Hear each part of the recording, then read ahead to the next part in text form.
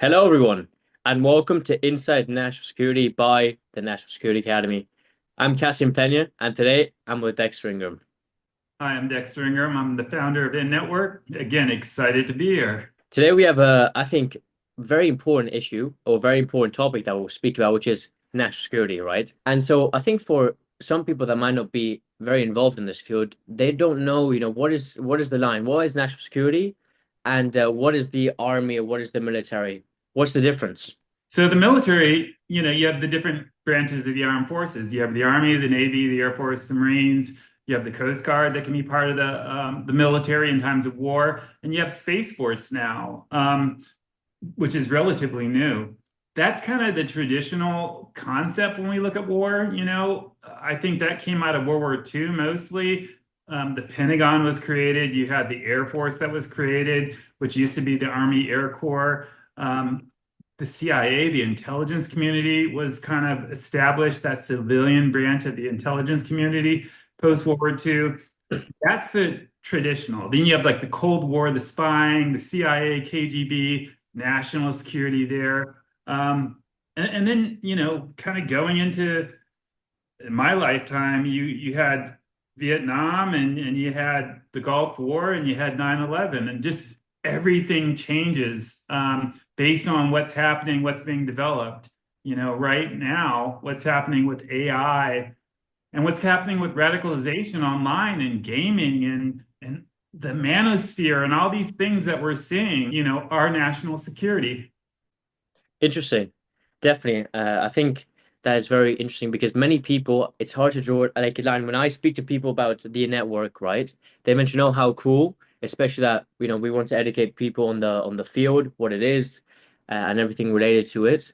Yet the first question that most people tend to ask me is that, like, so what is national security in the first place? So I think today's podcast will be great for that. So, Dexter, now, looking at diplomacy, because diplomacy is a very pivotal aspect to national security, right? And safeguarding our nations. What do you think is the role of diplomacy within national security? I think you got to talk with your partners and your competitors. If you don't, then you're constantly going to misunderstand each other. You're going to be relaying on information and second guessing things.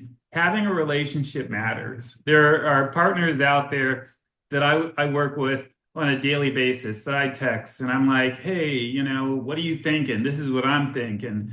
And we're constantly sharing information. So it's just not in times of crisis, it's Right. kind of on a regular rhythm. And the same thing goes with many of our competitors. And I don't call countries enemies for the most part. I say they're competitors. They might be economic or military or national security or intelligence competitors, but they're competitors. I think, I'm kind of the utopian where I see all of us, being wanting to have a community that moves forward and have families in a way to kind of live our lives. I don't care who you are on this planet. I think that's kind of a fundamental concept.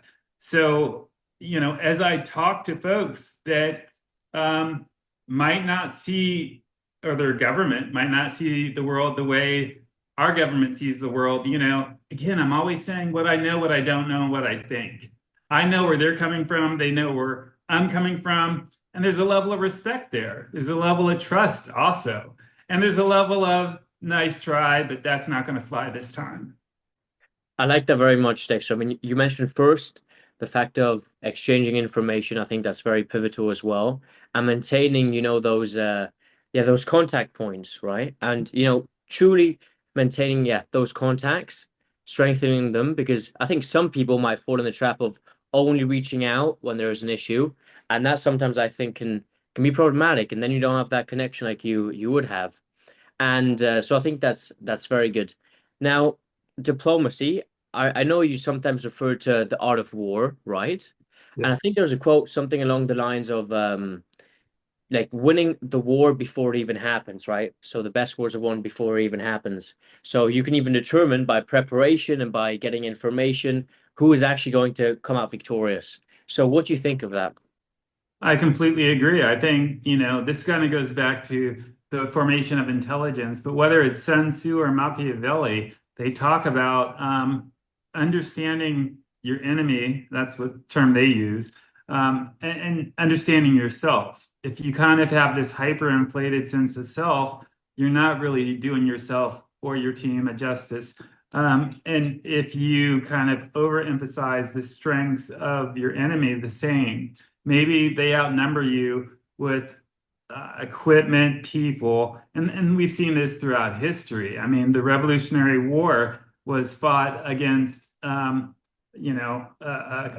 country that was a colonial power that basically outmanned and outgunned us here in the U.S. And we were able, through intelligence and irregular warfare and other means, to kind of win a really hard fought, tough, and scrappy battle, which allowed us to have the freedoms and be the leader of the free world and basically, hopefully, be a beacon when we can be. We're not perfect, but in the end, we're going to keep trying. I don't think anybody's ever going to get to that perfect point, but it's important that we keep trying on domestic issues, on international issues, and I think it's really important that we set a standard when it comes to issues related to human rights. I think it's important that we do care about what's happening in other parts of the world.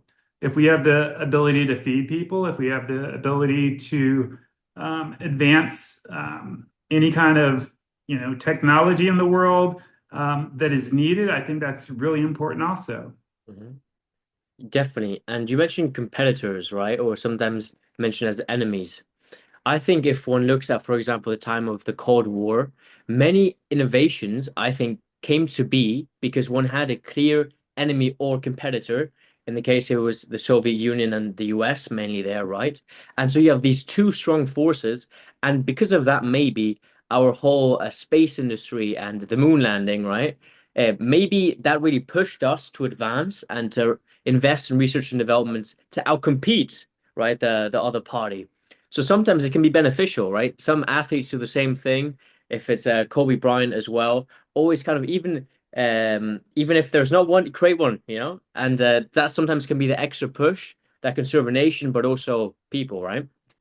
Absolutely. I mean, when the Soviet Union had Sputnik, the first satellite launch, that was a sign they were winning the space race. And then you had Kennedy say, "We're going to go to the moon," and we did everything we can, and we got to the moon. If you look at wars, the advancements made on the battlefield when it comes to medicine is groundbreaking. It's really saving lives to this day when it comes to trauma, car accidents, all kind of really tough injuries that you might not see every day. Our doctors and our medical professionals and physician's assistant and nurses, we're all out there on the front line being innovative and coming up with ways to triage and save lives. And that carries over again to medicine. You want to look at things like the internet and AI, all those things were started through different military concepts. As we looked at ways to communicate, share information, organizations like DARPA and others, which really are the research arm of the defense industry, they come up with the stepping stones. And then you have other organizations and young people in different colleges or organizations that kind of take that to the next level. So it's amazing. I think we've advanced so much. I know in my lifetime that I don't know how many times more fold, like went forward as compared to what happened in the generations before my lifetime. It's just been exponential, especially, when iPhones first came out, or iPods, it was groundbreaking. And now that's just that's old school. Our kids are kind of growing up with this concept of, I'm not going to look something up on Google. I'm going to TikTok it. And that's what they do. They'll sit there and just find things on TikTok or find the videos. That's not even like opening an encyclopedia like I used to have to do. And I'm definitely dating myself then, but like understanding where people are going to get information is key. And we can't counter that information, especially when those who are hoping to do us harm without understanding where young people are getting their information now. And you mentioned JFK, so I just wanted to quickly make a tell us a quick story. When people ask about national security, I usually reference a quote by JFK as well, which he said in one of his speeches, which is, "Ask not what your country can do for you, ask what you can do for your country," right? And in the end, if it's the military or if it's more of these intelligence departments within government, it is in the end there to serve the people, right? That's what one does. We serve the people, and especially I think the field of national security and I guess the public sector are the ones that put maybe the greatest or a very large emphasis on this, right? Which is I think the glue of our whole team in the network and all of us who are connected.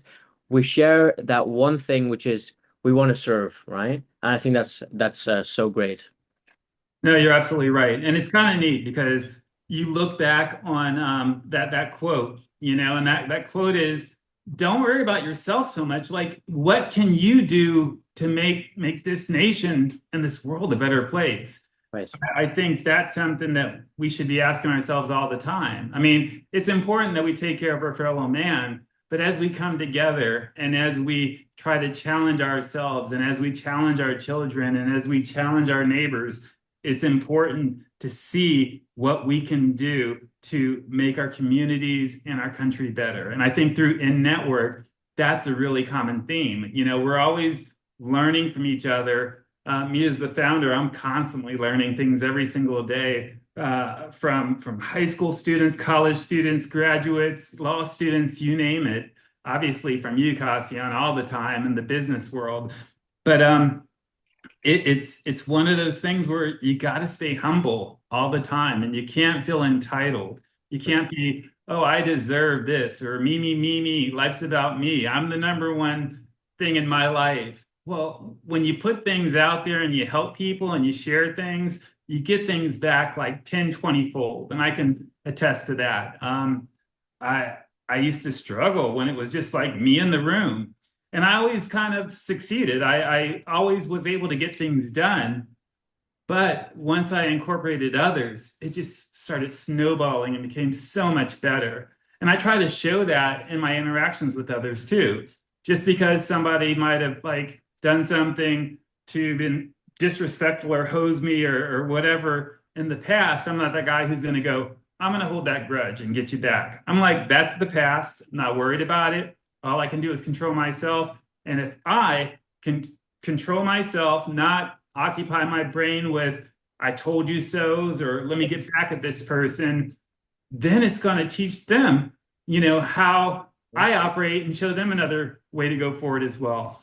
I think that's really important. And to be honest, I think we also learn a lot more the less we have that garbage in our head that is worried about things like I worry, I wonder, I give speeches and I'm like that's gone. That just happened. I can't do anything about it. I got another speech tomorrow, another talking point tomorrow. Let's Right. keep going. And that thought of being perfect isn't something that ever crosses my mind. It's just let me get that 80% solution, get out there and go on to the next thing. Definitely. And if probably if one gives a speech, I mean, we had many panels now, and you often speak as well in front of many people, right? Then you see those people in front of you.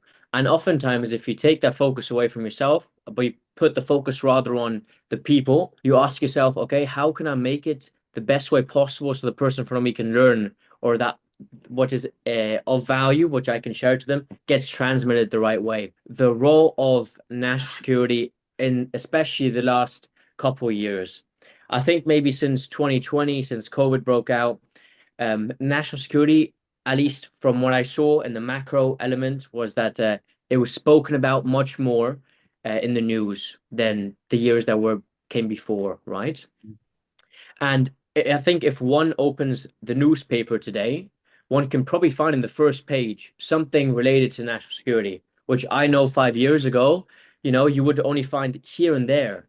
So how do you think that changed? Do you think maybe more people will gain interest on the field of national security through reading about the field in the first place, through newspapers and other articles?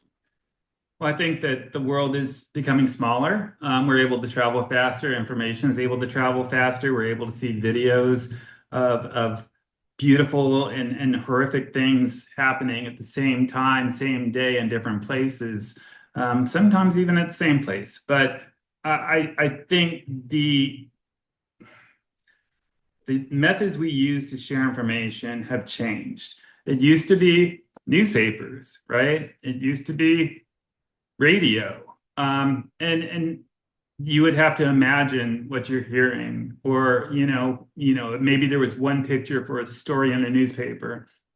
Now we have so much information. Everybody's competing for the latest and greatest. And sometimes the latest and greatest is important. Maybe it is a national security thing, maybe it's a health thing, maybe it's, a climate change thing, whatever it may be, or maybe it's something that's not. It's some reality TV or whatever it may be. And it's not to say something is not important. My point is, what's important to you is what they're going to put out there on TV and on the internet. I think that the world has become a more complicated place.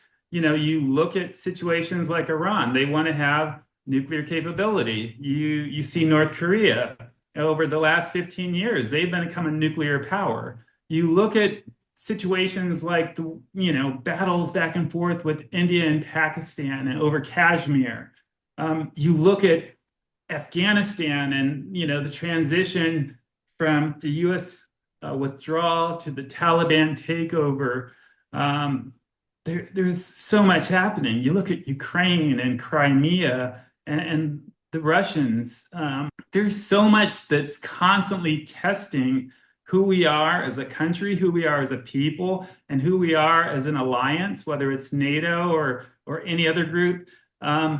It's something that's complicated. And luckily, we have really smart people that can kind of dive into each one of these issues. And what I love is that we have people that don't just chase the issues.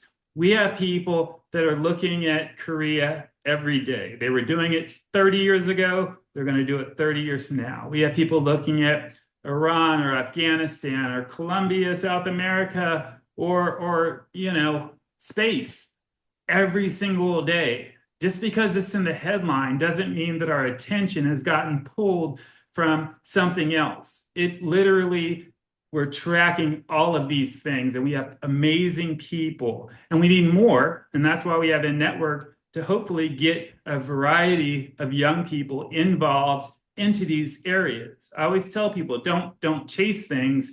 You can sit there and your interest can change, and that's totally fine. But don't think, oh, 5 years ago, this is going to be the sweet spot, because you never really know.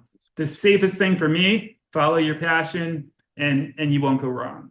Definitely, Dexter. Definitely. And I mean, you mentioned these big conflicts that one is confronting nowadays or that exist nowadays.